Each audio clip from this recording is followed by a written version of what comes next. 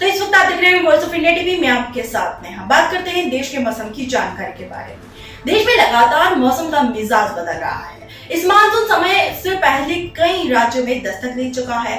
पिछले कुछ दिनों में देश के कई हिस्सों में बारिश की वजह से मौसम का मिजाज बदला है।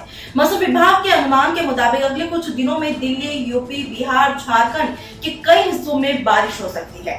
दिल्ली में अगले कुछ दिनों तक बादल छाए रहने की वजह से पारा अधिक नहीं चढ़ने वाला है। मौसम विभाग के मुताबिक रविवार को दिल्ली का अधिकतम तापमान 40.7 डिग्री सेल्सियस दर्ज किया गया है, जो इस मौसम के लिए सामान्य है। वहीं आज गरज के साथ हल्की बारिश होने की संभावना जताई गई है।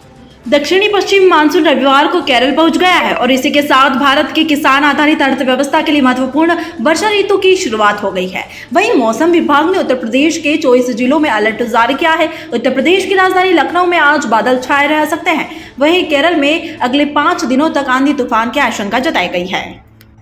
तो ये था देश का वेदर अपडेट। लगातार जानकारी के लिए बने रहे वॉइस ऑफ इंडिया टीवी के साथ। जय हिंद, जय भारत।